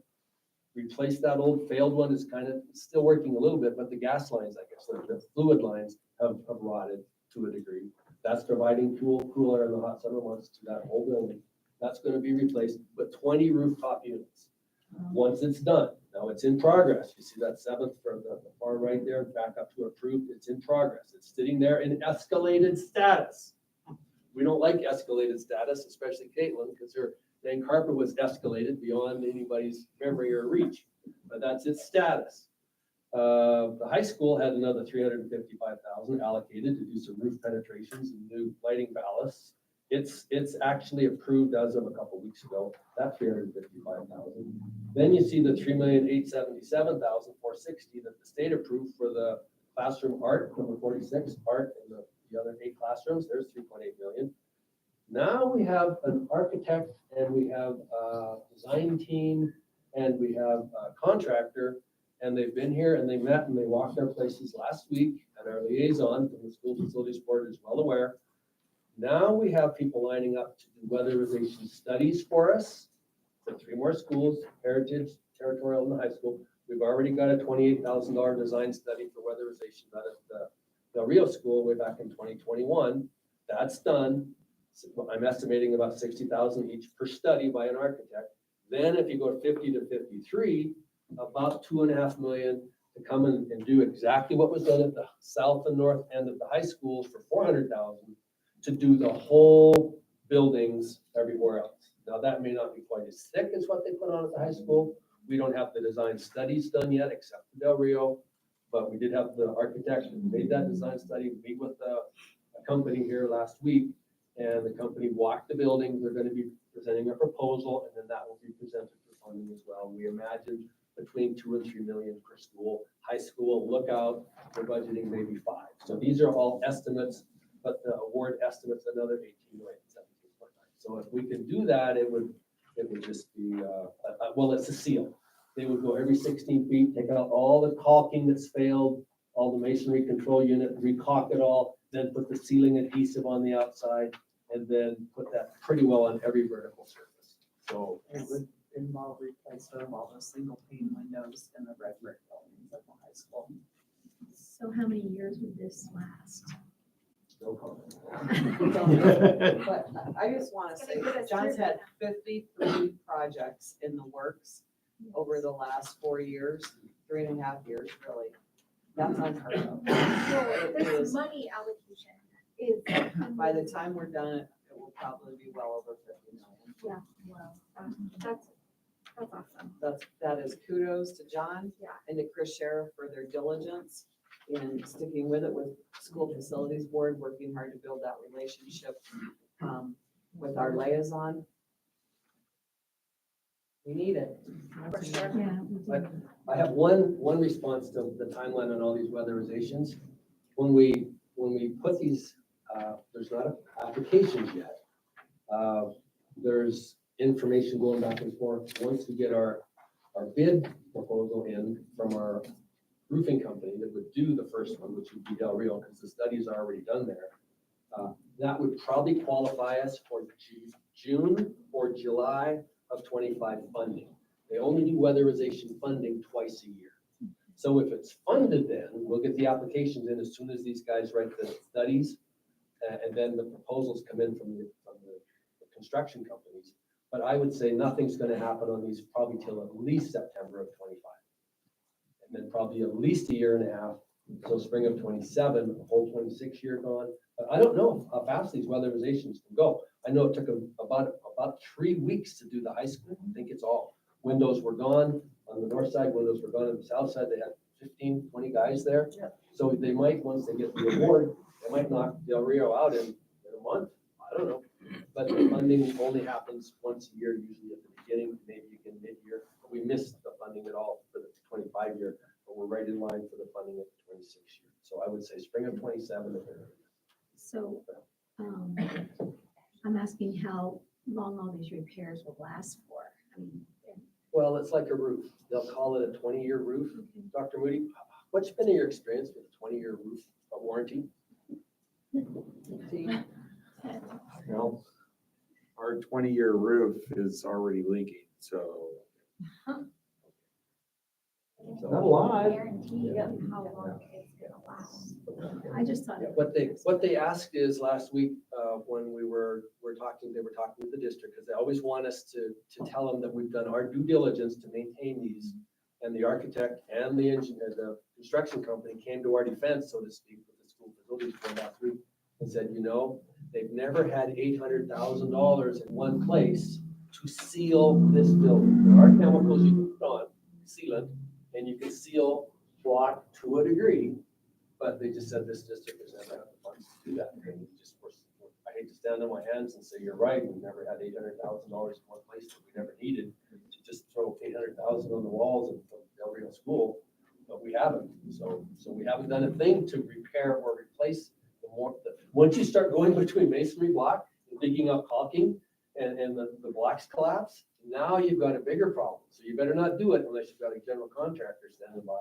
So I'm not sure. I've heard the top coat is a 10-year warranty. Heard that. But I'm not sure the warranty here. But the stuff they put on the south and north side of the high school, I imagine is pushing 1/4 of an inch thick. I imagine that stuff is never gonna fail. But that was very small, really localized, mostly fixing the glass problem. So I don't know exactly, but they estimated $2 million per school at least. And Thank that's you. all I have.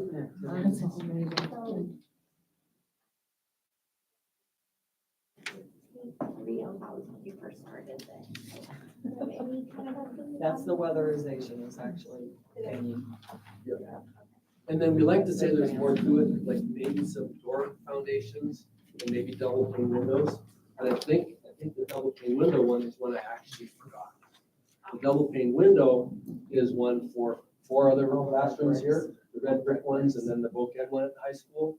And the status of the replace those is we're waiting for some more information. I've applied for it, but it hasn't been approved yet. So that I can't even put on here. Right. And there could be 300,000 there. We do have one that I also didn't put on here. It's 208,000 to tear out all 20 windows in this building. There's 6 or 8 on the west, 4 or 5 on the north, or 6 on the north. Not these, up. Yeah, up high. They're up high on this on the gym here. Yeah, they're up above us here. And that's 208,000. That's been applied for, but it's not escalated. It's just waiting. So I imagine too, these other ones are going to be at least 300 because it's the red brick buildings and then there's the bulkhead building and then there's the wrestling or the weight room over here. We've got an application in for those, but we don't have a budget yet. Well, at first I thought, Del Rio, like, wait, like when you test paint, you see if the color is gonna work, So I thought that that's what it was at first.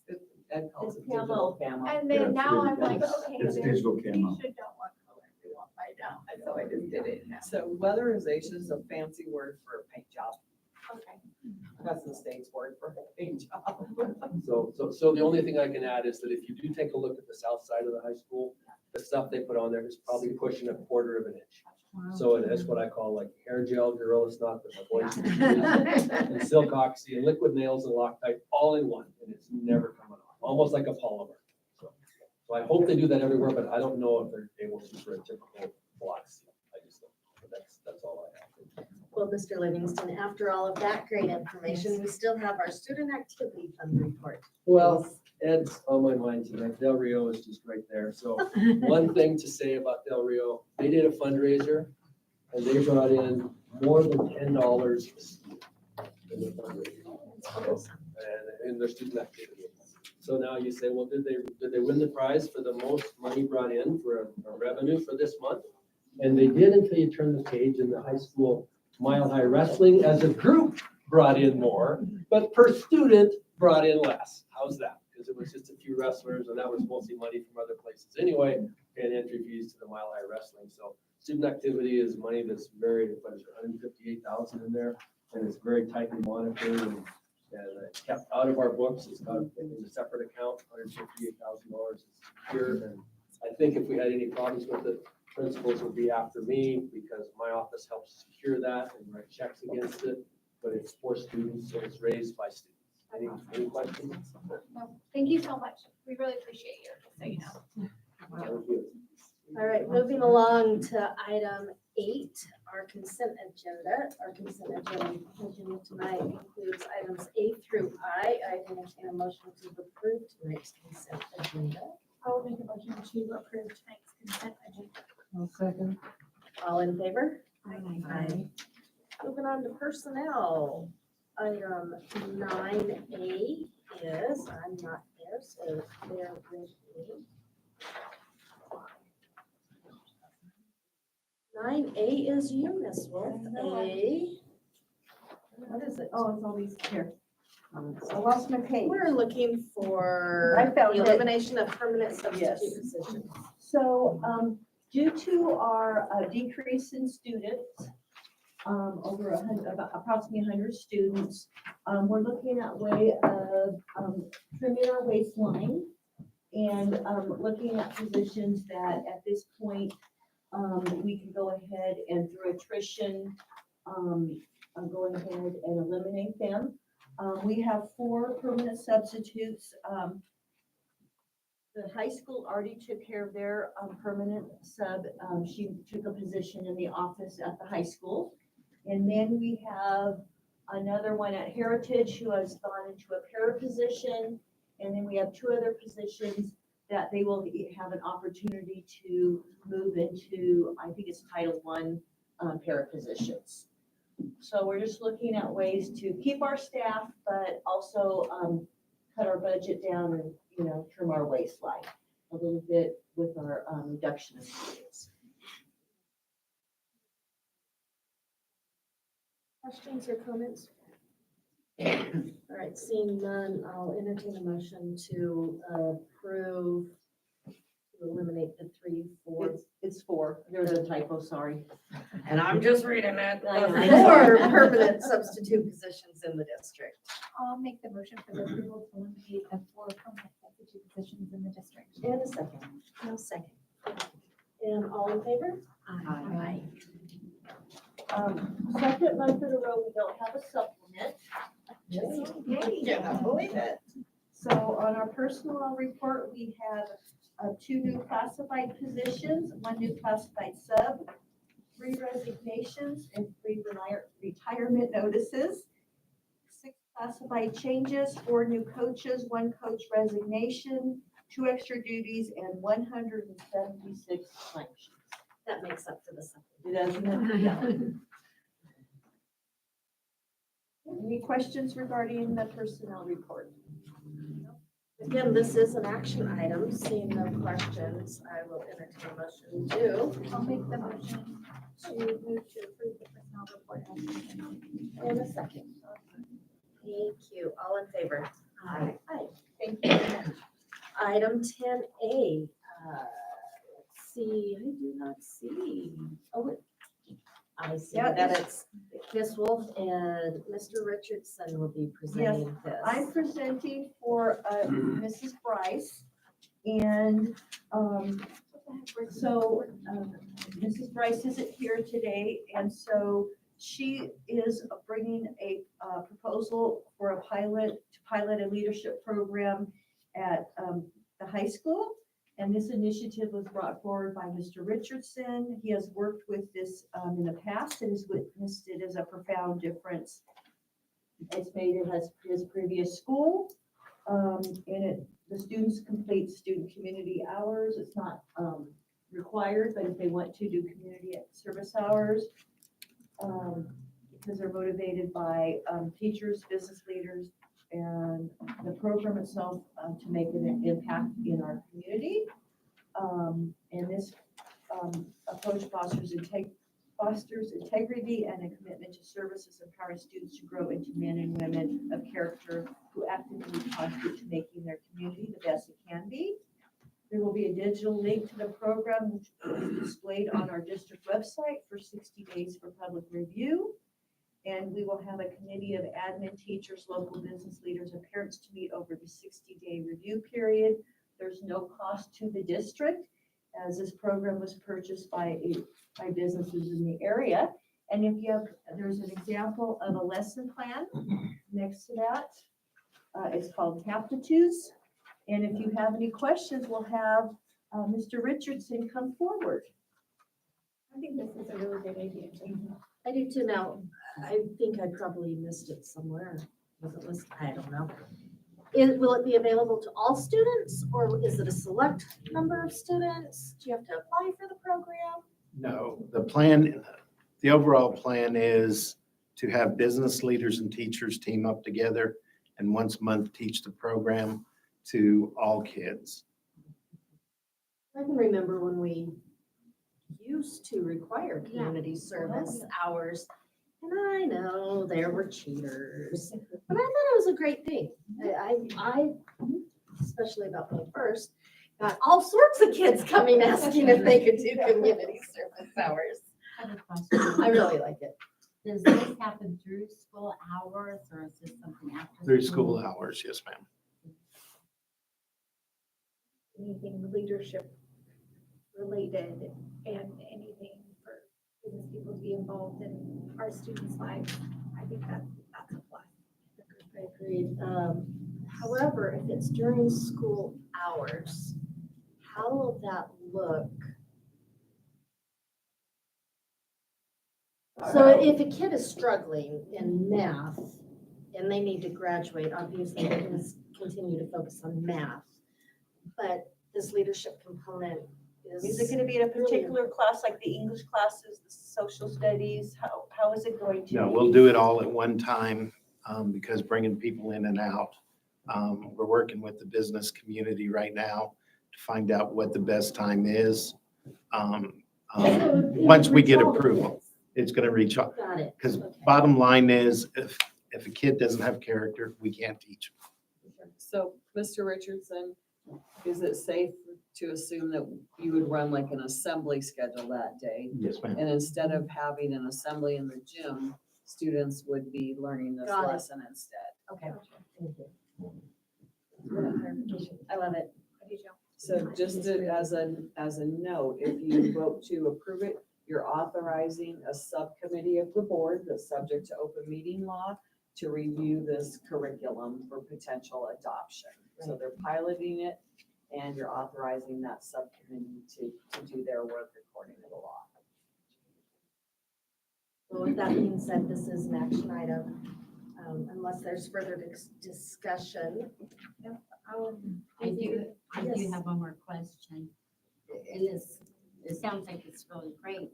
Is it for all the students? Are you gonna, do they have to do an application? How do you select? the ones It's going to that- be for all the students. Because one of the goals is, from my grad school research, if a kid doesn't get involved in high school, 90% of them will never get involved in their community or vote. And it's another way to try and get our kids to get involved, to be, and learn to really be a citizen and have that opportunity to talk.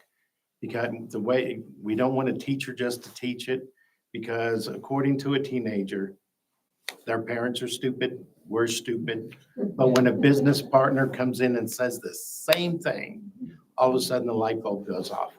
Plus, it's, and my experience with doing this for 16 years, business people coming into the building, number one, start asking questions. Why can't we do this and that? They start getting more involved in the school. The second one is, I know of 7 different instances, the kid told me they would not have graduated if that business partner didn't step in. We didn't see it, the counselors didn't see what was happening. It was but the business partner, because they started building relationships, and that's what everything is built about. They were able to help that kid get back on their feet and graduate. Well, I think this I'm sorry, I was just gonna say, I think this also goes back to our board goals of that community partnership and showing how without our community, we're not here. So I think that's awesome. I have one more question. Ginger. So when you get the kids and all the kids that want to participate, they participate. And then you get community businesses that have businesses. They come in, they discuss with the kids what things are about, or is it hands-on? The lessons are, Tim Elmore is the creator of, they use images. Like the best lesson I love is the iceberg. You only see 10% of it. 90% is your leadership and character underneath. We present the information. It is a full-out lesson plan. It's very thought out. There's videos to go with it. The video for Iceberg is really, really cool. I'll send it to you if you want see it. But they have all the guidelines that we ask teachers to do. Present it. Here's the objectives. How are you meeting the objectives? They have activities. And then they also give the student, challenge a student to have the opportunity to go out and do something, to make a difference. And the new part that has come in the last few years is when we teach the lesson, we send home information to the parent, talking points that they can talk to their kid about the lesson that they learned. Christine, did I see that you had a comment? Yes. It's more of just like a kudos. And my brain just escaped me. You have a meeting tomorrow. Do you have a meeting tomorrow with With the some folks? chamber. With the chamber. So we wouldn't have gotten this if Billy didn't already start forming those relationships with some of the chamber members. They sponsor our student of the week every week too, the one that gets on the marquee, and they get like a little $15 gift card and a gift, and we recognize them every week. So we're starting to see, we're looking for a climate and culture change, and we're trying to reward the positive things, because if you do that kind of reinforces what you want. I think we did a pretty good job last year of setting some pretty firm boundaries. This year, we got to start recognizing some of the good things. So it's like a both and, high expectations, but also coming around and teaching them some of the ethics and character building stuff. And we wouldn't have been able to do that without him stepping into that chamber meeting every month. Yeah, for sure. Yes, I ma'am. was just thinking, does this lead then maybe to some internships for the students afterwards for work experience or something like that? Is that kind of one of the goals of the program?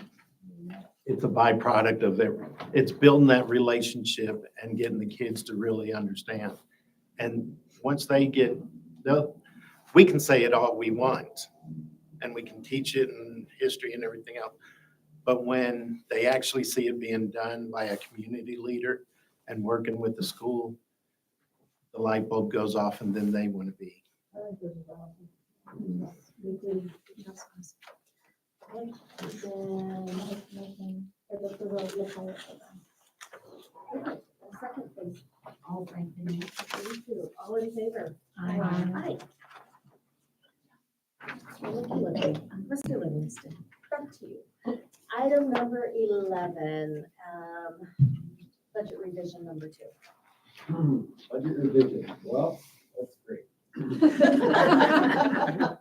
We touched on it briefly in the business report about the $18.7 million operating budget and the $1.1 million capital budget and our expenses year to date. If you could take a look at this little double-sided sheet I gave you, I think you've got a copy of it. It's called the budget report. I think I handed them down. If anyone has one of these. This entire document, I've got 3 of them for signatures. If you approve this tonight, this is our budget. If I gave you every page, it would be about 28 pages, because there's factor pages and then there's summary pages. So you've got in your legal size part of your packet, you've got about 6 pages out of about a 24-page document. You don't need to look at that. This is all you really need to look at.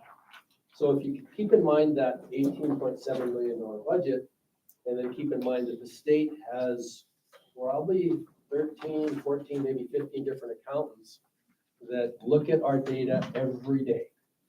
They look at last year's carry forward amount. Was it legally carried forward into this year's budget?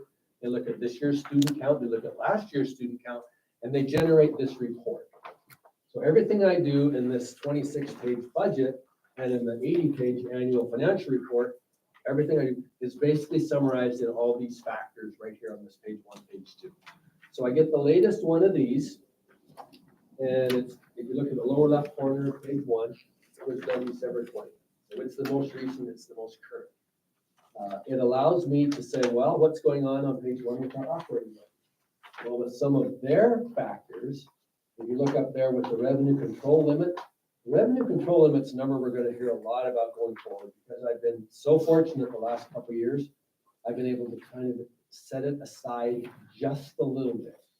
Because we've been able to, revenue control limit is simply about 9 factors: how many students are in seats, how many weights are applied to those based on special conditions.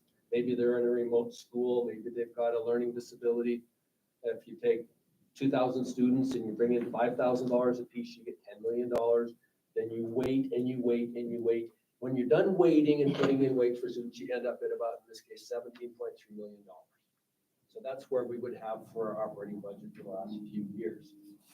Well, the last few years, we've been able to move money from capital back and forth to M&O back and forth to capital. So that last year, the 23-24 year, our operating budget was 20 million fewer.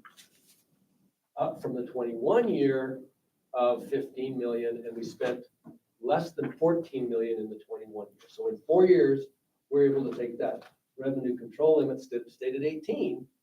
That's like now 17.7, but the budget last year was 20 million. Those days are over because we had some student growth, we had some transfer coming in from capital that made big money available to increase our overall budget, even though our revenue control limit based on the number of students in the seats every year and the weights equaled about 17 million a year. So now we kind of landed, and now we're down back to what the revenue is generated by the students in the seats, because those carryover funds, you might remember some of the things we've done, 800,000 worth of capital that we were able to use for textbook adoptions, our little mini houses over here, another 900,000 the district put in, our $658,000 track that we did back in 2022, numerous projects with capital and initiatives. I got a note yesterday, this is interesting. Well, it was actually Friday. I was on the phone for an hour and a half with our attorney, our auditors and the Auditor General. Chino Valley School District last year increased instructional expenses by 1.3 million dollars. 600 is salary. Yeah, and some just to salary, we had some funds, and so that's what I had to explain to our auditors. How did you take a $1.3 million increase for your instruction? Well, we had the funds. And we did what we thought was best for teachers. Well, now those opportunities are kind of drying up, but this is the last hoorah, so to speak, to do something with these funds. So here's what they said was available: 18,771,000 for our M&O budget, bottom of page 1. But if you take all those numbers on the side, they equaled about 100 and gosh, what is it? Not 100, about 80,000 if you add the 76 and the 128 and take away the 3,000. So they're recommending a budget of 18,844,000. That's what they call it, optimize. 18,844,000. But that's again in play, so to speak, if you have other monies other places.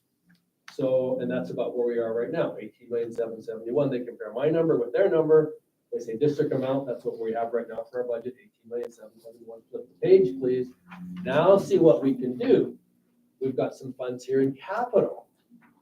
They say the capital could go as high as 1,733,000. See that optimized number there? There you go. So if I simply take 600,000 away from that page, and you see that on the bottom of the page in big letters, 600,000, and say that falls from 1,733,000 down to 1,133,000, hard stop.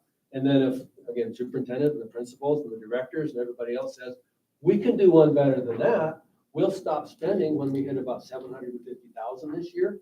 That leaves us about another 300,000 if we need it to bring into next year.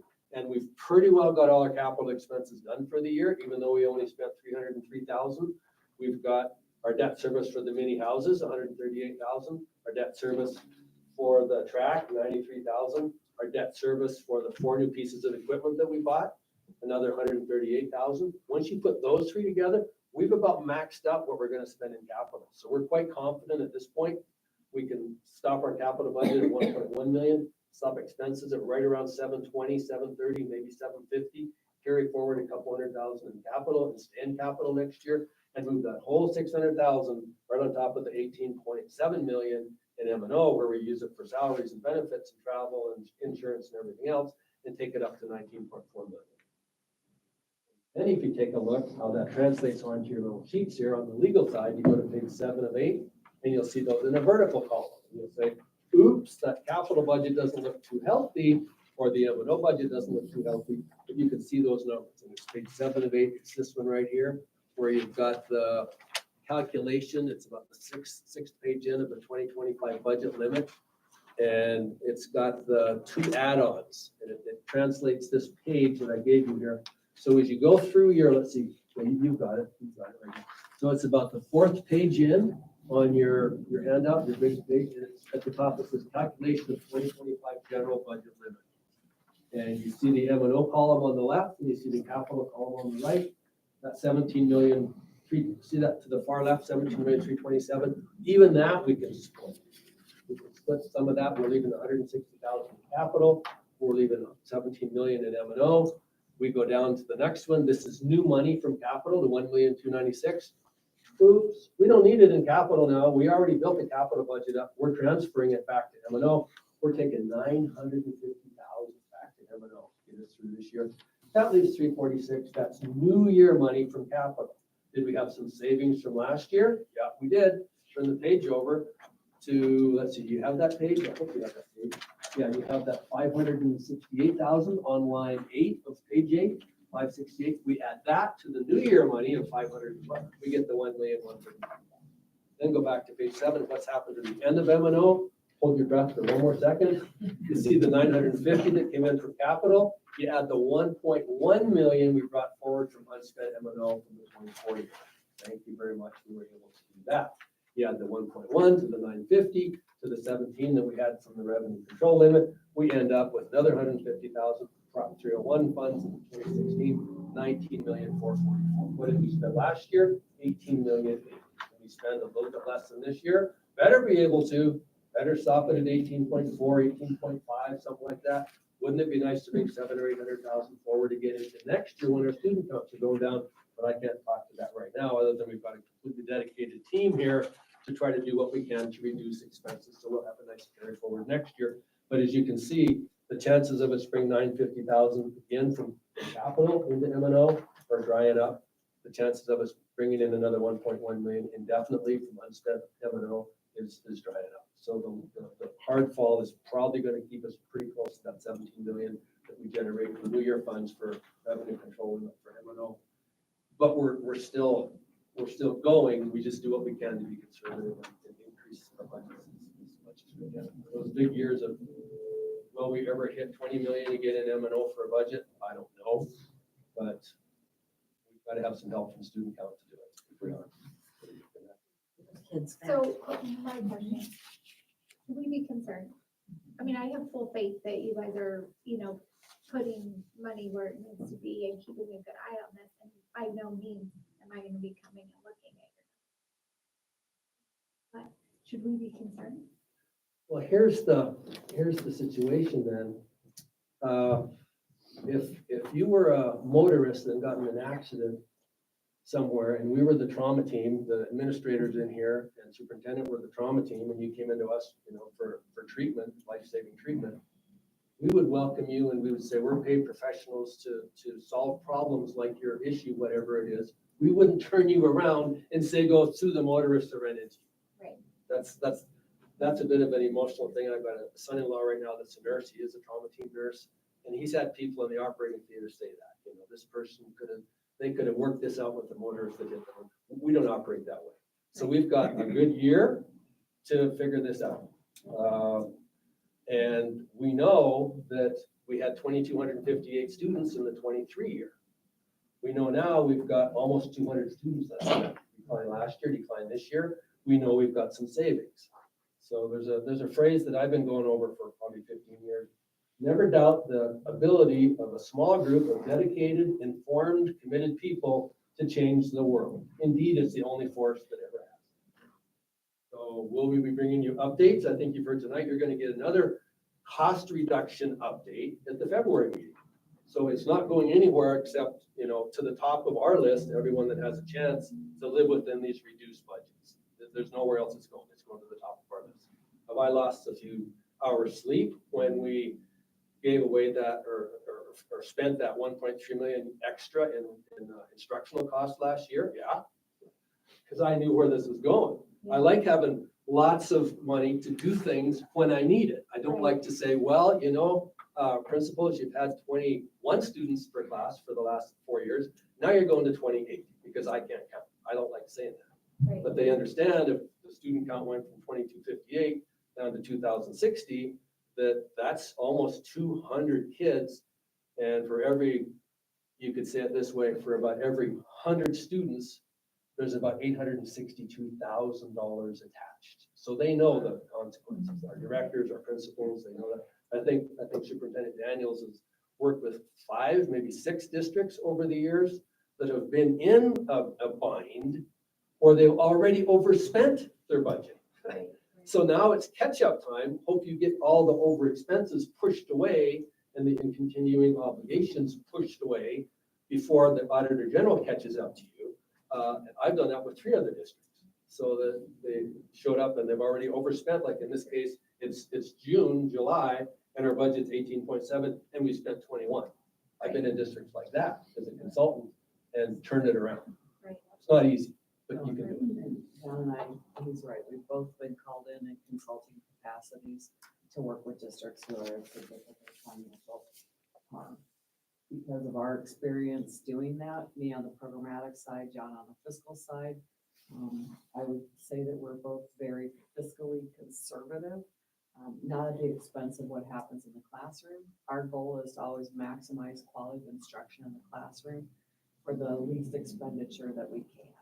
To be fair to our employees, to cover our costs, but to make sure that we're keeping the districts in good financial standing.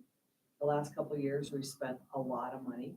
We had COVID relief funds that enabled that to happen. As John's pointed out, those funds don't exist anymore. With that, coupled with the accessibility of the Empowerment Scholarship account to the general student population, not just special needs students, we've consistently lost about 100 students a year to ESAs. And so over the last 2 years, we're down those couple hundred kids. We know the state was down $900 million in revenue behind budget last year. The legislature and the governor are going to have to take on the issue. Until they do, this is what we're sharing with staff. Until they do, we have to keep preparing for loss of students because truthfully, the legislature and the governor are not doing their due diligence toward the state's budget. A $900 million deficit is inexcusable. And it's inexcusable when it's carried on the back of local districts. Districts all over the state are closing schools because of it. Cave Creek School District Board will vote to close 2 schools this month. Roosevelt closed 5 in December. It's all over the state.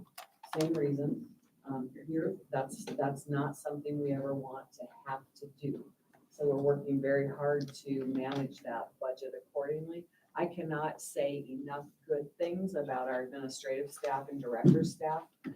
They're spending, as soon as we saw enrollment on the first day of school, we started talking about this is belt tightening year. This is our belt tightening year. We're not, belly button to backbone tightening, but we are definitely tightening our belts. And you have to say no to everything you can say no to.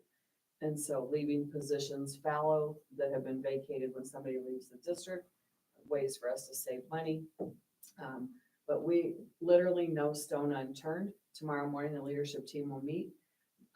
John's presenting 3 budget scenarios for next year based on, whether if enrollment stays flat, if we're down 4%, which is about what we've been each year the last couple of years, or if we're down 10%. Administrators and directors are bringing their list of this is exactly how much money I need to run my school for the basics for next year, excluding personnel. So John can take that money, plug it into his budget scenarios and see where we're falling. Our goal is to plan our budget for a 4% decline. We think that's the responsible thing to do heading into next year and not to say, oh, we don't think we're going to lose any more kids, but to be conservative. And so that's the approach we're taking. And truthfully, I know from the kind of email, text messages, and phone calls I got over Christmas break that our administrators and directors are taking it seriously. As we've made the rounds to the buildings, as we've made rounds individually with administrators and directors, people are coming up with some very, very valid cost-saving measures.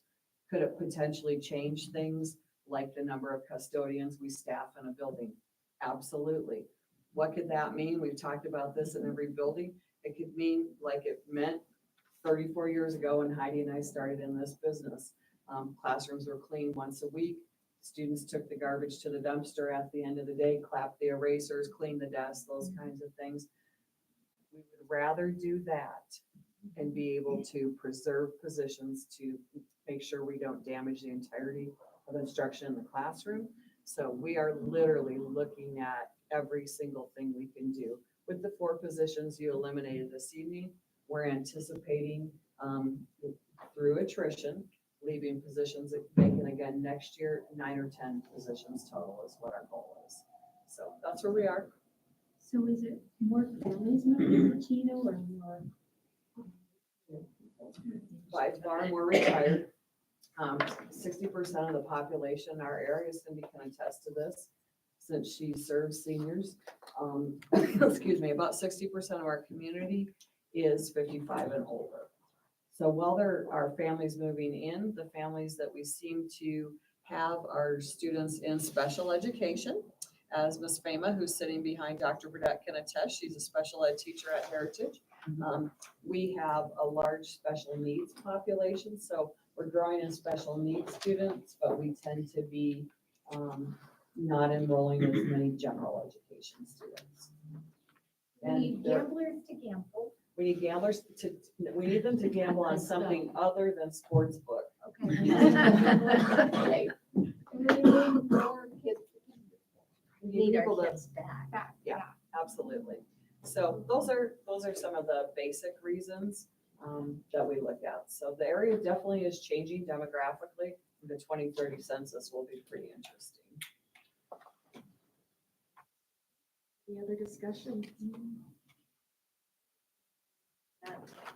This is an action item to approve tonight's budget revision number 2. I'll make the motion for the approval of the second revision of the 24-25 expenditure budget. Final joint agreement. I'll second this. All in favor? Aye. Thank you.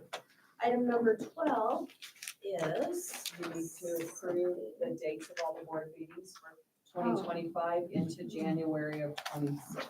I think Becky put a calendar at your Oh, spot yeah. to enable that, or I can pass them out.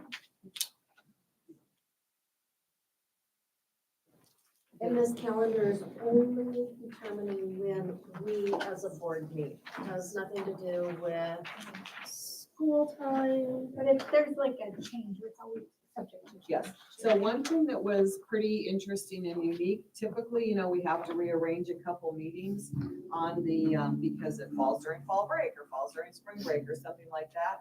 This year, as the calendar fell, we could meet on your regular second Monday of every month with no deviation.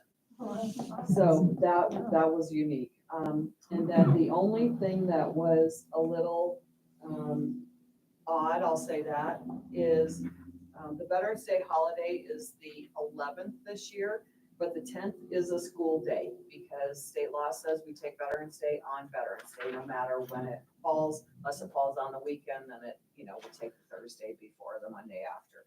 But Veterans Day is an enumerated state holiday, and it's in your policy manual, but the 10th is a normal day of attendance, and I actually went through the calendar today to find out when we had the last one. Del Rio had their huge Veterans Day assembly the day before Veterans Day that year, on the Monday, so. Okay. This is also an action item. I'll make the motion to approve the public notice determination. Yeah, because it's also, let me retract for just a moment, please. Not only are we approving the calendar, but we are also approving that we will be here in this boardroom and the posting of such. Yes, please. All right, I'll make a motion to move to approve the public notice determination. A second, please. I'll second. Thank you. All in favor? Aye. Aye. All right, well, I'm not using the bell because I broke it. Good night, all. We'll see you next month. So, and take these with you, this